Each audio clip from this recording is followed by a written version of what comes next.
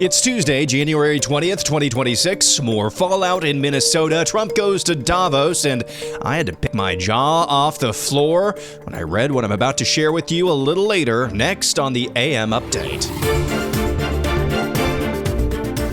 Well, the totality of what happened at City's Church in St. Paul, Minnesota started to unfold late Sunday evening and then into the day on Monday in the aftermath of former CNN anchor Don Lemon, along with a group of rabid communists, entering the church, heckling and harassing the churchgoers in clear violation of federal law, at least a few federal laws.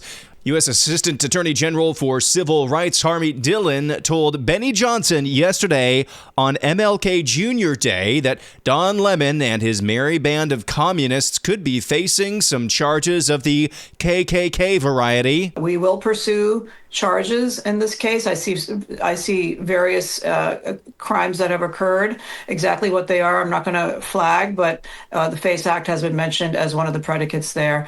In other cases, the Biden DOJ used the Klan Act conspiracy charges tacked on to the FACE Act in the case of protests outside abortion clinics to bring much longer sentences. So there are a number of tools available to us. Who funded So the this? Klan Act could be in play here. I have to think as well, given the organized nature of what happened at City's Church with all of these left-wingers gathering, organizing, planning, let's just say conspiring together.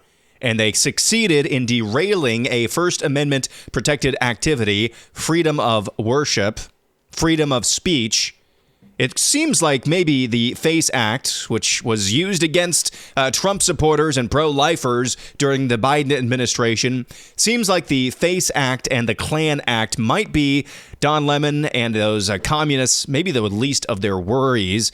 Harmeet Dhillon went on to say people need to be patient with this process because the judges involved are, of course, as crooked as the day is long. I know people are frustrated. Where are the arrests, et cetera? Let me explain that for you and your team, Benny, because state prosecutors could have arrested some of these people yesterday. They don't have some of the same hurdles that we do in the DOJ. When DOJ, we gather our facts, we go to a federal judge. A federal judge has to issue the search warrants. We all know what the federal judges are doing right now in Minnesota. We will pursue charges in this case. I see various crimes that have occurred. There she is, repeating that once again. It's coming. We just got to be patient. And she also warned later in the day on the Newsmax that whoever paid for, coordinated, participated in these events needs to watch out. So it seems like they're serious about it, and I do have some sympathy given the jurisdiction that they're in Minnesota, making sure all of their cases that they bring about for all of these commies who derailed that church service, they have to be airtight. Their case has to be airtight. Governor Tim Walz came out with a very tepid, weak statement yesterday saying, quote, "The governor has repeatedly and unequivocally urged protesters to do so peacefully. While people have a right to speak out, he in no way supports interrupting a place of worship." That was the quote. That was it. That was the statement that Tim Walz put out. That was weak sauce.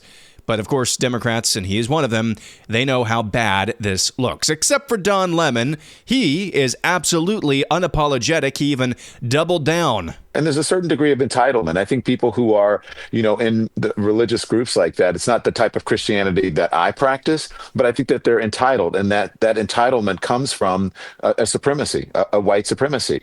And they think that this country was built for them, that it is a Christian country, when actually we left England because we wanted religious freedom. It's religious freedom, but only if you're a Christian and only if you're a white male, pretty much. And so, yeah, I absolutely 100%, but it's an intimidation tactic. And, I said, I don't understand how I've become the face of it when I was a journalist. I do understand that I'm the biggest name there. And I'm also, as I was on with my producers this morning, you and Kylie talk all the time. My producers were saying, I said, how did I become the face of this? And my producer said, Don, you're a gay black man in America. Yeah, and you were actually participating in it as well. That's why you were the face of it, and you were gleeful that the children who were crying and scared in that service that was disrupted and derailed by your little communist sympathizers and overt commies, you were gleeful at that. The reason why Don Lemon is doubling, tripling, quadrupling down instead of showing any sort of, you know what, we maybe went a little bit too far here, and instead of showing any form of pragmatism whatsoever, is because he thinks, and he knows based on past behavior, that him and people like him will never be called to account, will never be held accountable for actions such as this. Unbelievable stuff. That wasn't the end of it in Minnesota yesterday. A bunch of losers with no jobs and no lives, predominantly women, showed up at a Target and staged a sit-in because they were upset that this Target location in the Twin Cities had been used by Immigration and Customs Enforcement officials as a bathroom break stop. Yes, that's why they allegedly did the sit-in. One quick note as well. Independent journalist Nick Sorter had his $1,000 camera stolen by a Somalian woman while he was trying to document, do the job that Don Lemon said he was actually trying to do. He had his camera stolen by a Somalian woman who then dragged him from her car. People tracked down the car's registration, found it linked to a Center for Supporting Autism. You know what? I think the Insurrection Act is probably appropriate at this point, don't you think? DHS Secretary Kristi Noem says the deportations and these raids, they're not slowing down at all. 10,000 criminal illegal aliens have been arrested, including 3,000 in the past 6 weeks, thanks to their enforcement actions in Minnesota and across the country as well. And that is despite all of the pushback, all of the gumming up the gears that Democrats in Minnesota have engaged in. President Trump is heading to the World Economic Forum in Davos later this week. Treasury Secretary Scott Bessent says there's one priority that he thinks the president will communicate to world leaders while he's there. May I ask, what are the key points that you want to achieve here in Davos? And what are your thoughts on Switzerland? Well, good to be back in Switzerland, and I think that the U.S.-Swiss relationship, after a rocky period over the past few months, is back on a very good track. What do we want to achieve? I think the message is America first does not mean America alone, and I think President Trump will be talking about this is what American leadership in the world looks like. The U.S. will be hosting the G20 next year, and I can tell you in the finance track, we are going to identify the lack of growth as the greatest threat to financial stability. So we are going to be pushing for growth, for deregulation. There is Treasury Secretary Scott Bessent laying out some of the priorities he thinks President Trump will lay out during his trip to Davos coming up later this week. Speaking of growth, one of the things that hampers growth economically and culturally, civilizationally, is a downward trend, a shrinkage in birth rates. We've talked about this before. There was something I read yesterday that I'm going to share with you coming up later on this morning.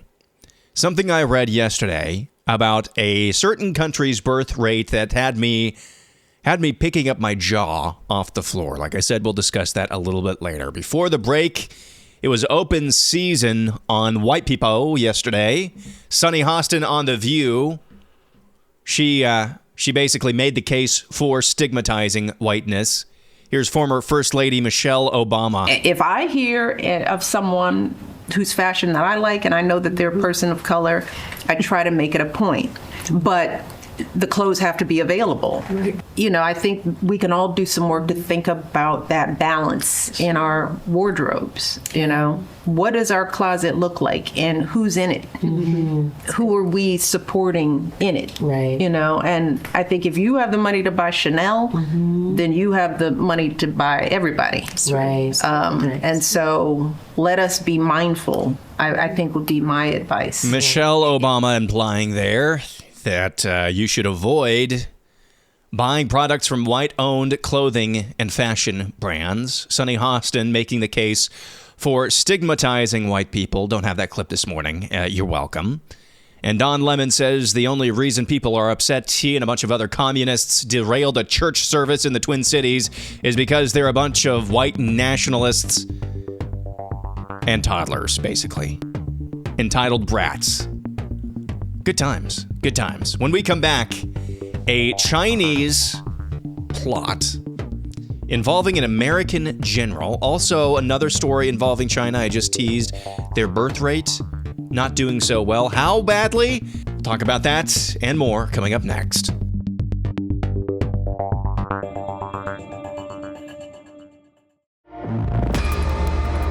Round is the back.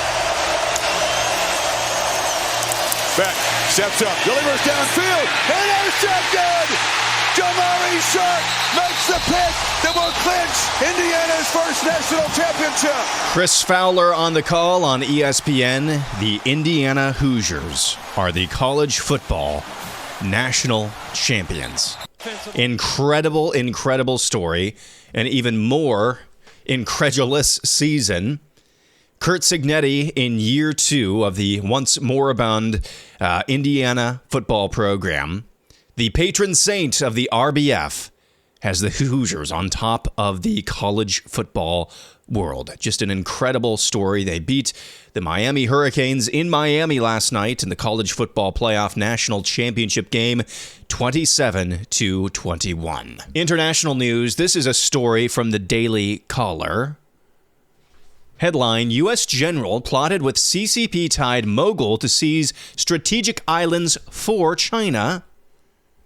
A Chinese official's autobiography details decades of efforts to cultivate ties with American officials, culminating in an alleged plot with a 3-star U.S. general to annex strategic territory for Beijing. Again, this is a story exclusively from the Daily Caller. I'll share a little bit of it with you. You can read the full thing yourself. Chinese-American businessman Eugene Ji, who owns 2 golf courses flanking Louisiana's Barksdale Air Force Base, developed a years-long professional and personal relationship with retired Army Lieutenant General Russell Honore, which allegedly included expensive gifts and meeting with high-ranking Chinese government officials. This is all according to a 2014 Chinese-language autobiography entitled New Circle. Among other concerning episodes, the autobiography claims the pair organized an event to bring Chinese military officers to a U.S. nuclear base and also reportedly propositioned Chinese political insiders with a $500 million plan to seize Japan's Senkaku Islands for China through weaponized migration, which the general, of course, denies. Now, if this was a recent story, I would have said this is Chinese CCP trolling propaganda. But this is something that's been out there in an autobiography, the Daily Caller claims, for over a decade, and just now was uncovered. Now, why again, we've talked about this before, why again we allow Chinese businessmen to buy any sort of land near American military bases is retardation of the highest order. That is my contention, always has been. This one had golf courses butted up against Barksdale, I think, Air Force Base, right? And he developed these relationships with generals, including one 3-star general, and basically worked this general over, so this autobiography claims, worked him over to the tune of an island that China wanted. It's believable. It's believable. What is not believable is this, but it's true. I read this post yesterday, and I had to pick my jaw up off the floor, especially at its conclusion. This is a post from Jesus Fernandez Villaverde. He's a professor of economics at the University of Pennsylvania. Reacting to the Chinese Communist Party's news, which dropped this week, about how many births they had in their country. Here is Professor Villaverde's post. Quote, I've been posting repeatedly on X about the extraordinarily fast collapse of births across the planet, in rich and poor countries, in fast-growing and slow-growing economies, in religious and secular societies, under right-wing and left-wing governments, with high taxes and with low taxes. The pattern is universal. I knew this trend would continue. Still, the figures released this morning left me genuinely speechless. China's government announced on Monday that births in 2025 fell to 7.92 million, a staggering 1.62 million fewer than in 2024, and that the total fertility rate has dropped to 0.93. Let's pause there real quick. Again, this is a post from an economics professor by the name of Jesus Fernandez Villaverde at the University of Pennsylvania, reacting to numbers that were dropped from the Chinese Communist Party on births in that country. Some important parenthetical information. When the Chinese Communist Party says that births in 2025 were at 7.92 million, understand that that's a lie, and that the real number is whatever is worse for the Chinese Communist Party. Whether it's lying and saying it's less than what they actually were, the births were less than what they were, fewer, or lying, I think this is the direction they're lying, it's probably fewer. They probably had fewer births than 7.92 million. Regardless, it is 1.62 million fewer than in 2024. Let's continue on with Jesus Fernandez Villaverde's post.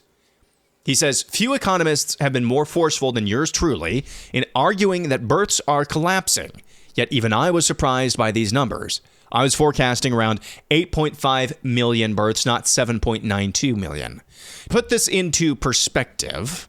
If China could somehow sustain 7.92 million births per year from now on, its population would eventually stabilize at roughly 625 million, far below today's 1.405 billion. I don't even think that number is real, by the way. I think the CCP has been inflating their actual population for a long time.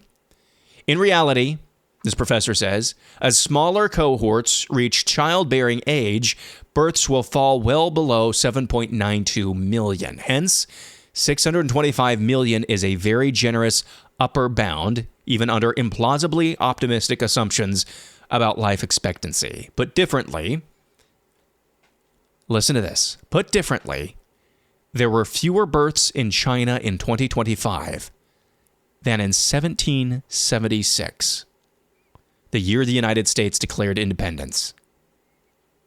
He concludes by saying, I'm still trying to process these numbers. This is the defining issue of our time. Yes, it is.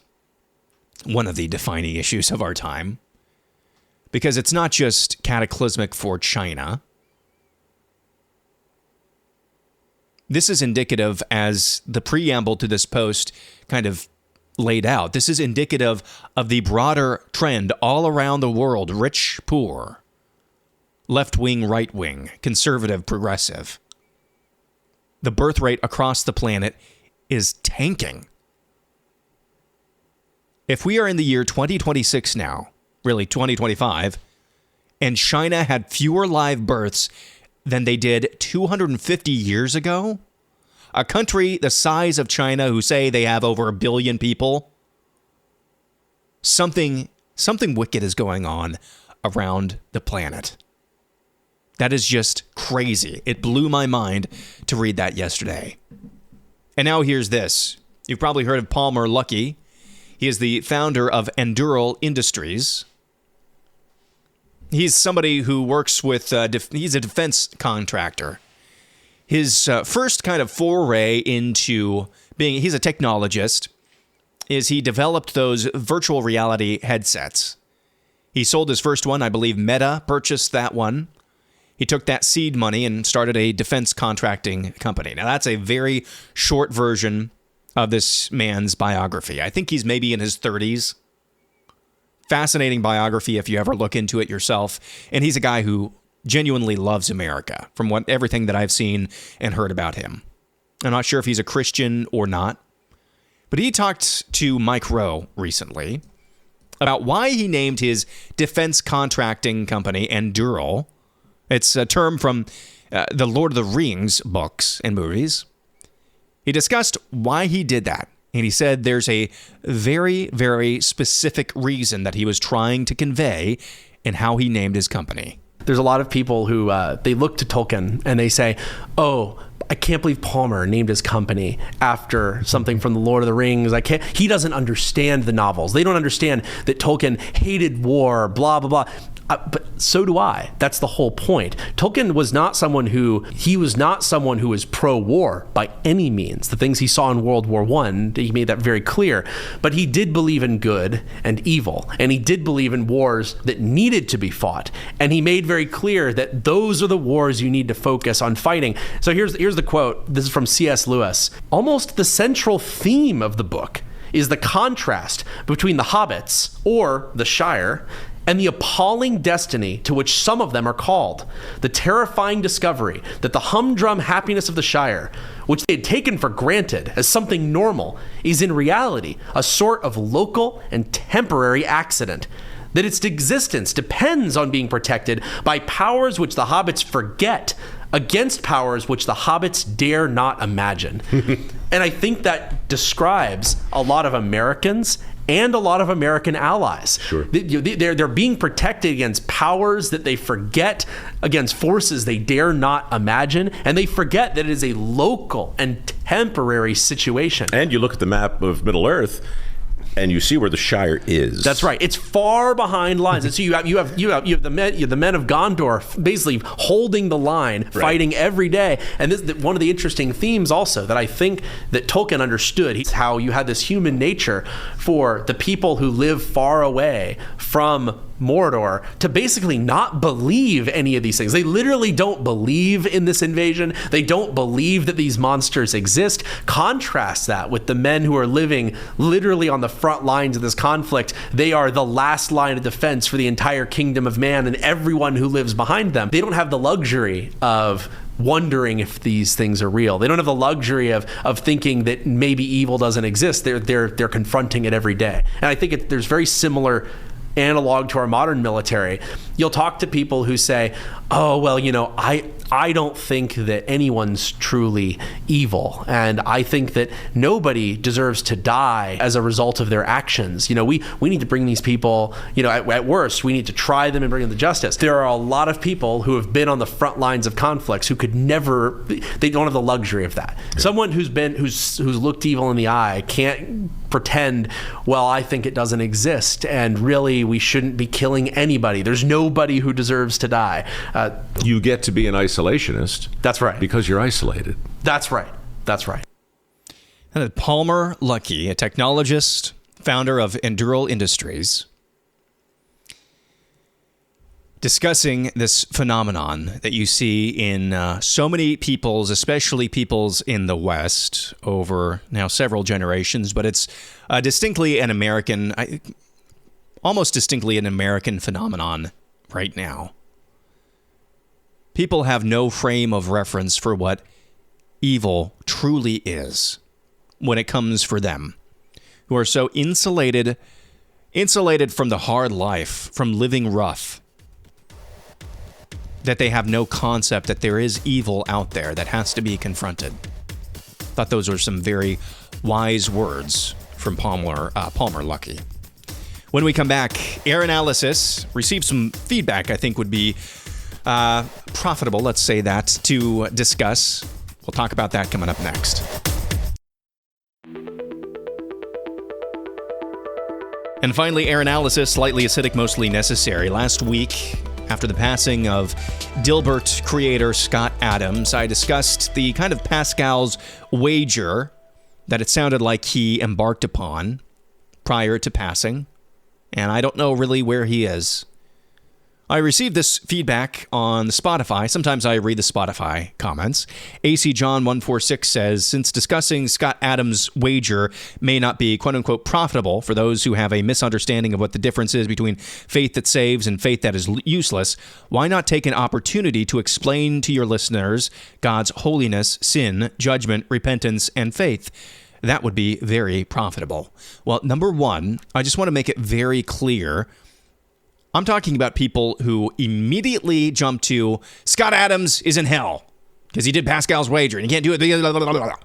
You don't truly know. That's going to be God's job to judge that. And I said that last week, that God in his infinite mercy and his perfect justice and his perfect mercy and his perfect wisdom will be able to judge that for himself. The second part of your message, I think, is a good idea. Why not take an opportunity to explain to your listeners God's holiness, sin, judgment, repentance, and faith? That would be very profitable. I believe that is true. I'm going to do that by reading a hymn to you. And this hymn, I believe it was written in the 1800s. I can't remember. 1880 is when this hymn was written. Chock full of scriptural truth presented in an artistic way. I think this song perfectly illustrates the two Aaronalysis is that a word, that I've done on Scott Adams. The first one when I said, it's never too late to come to saving faith, but it's never too early either.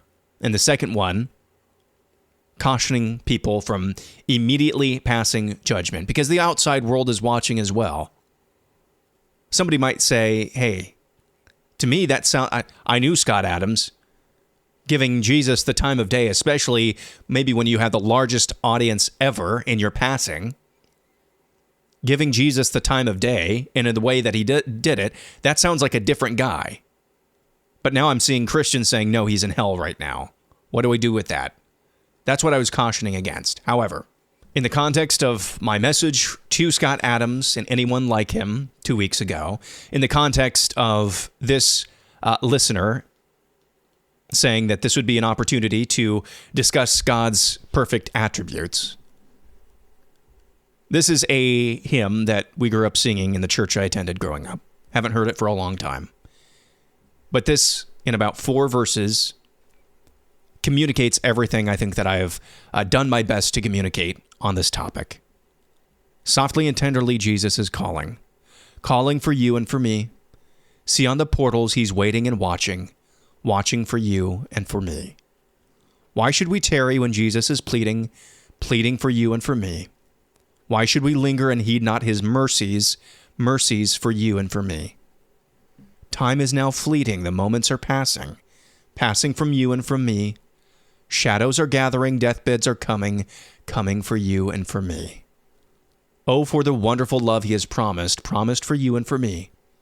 Though we have sinned, he has mercy and pardon for you and for me.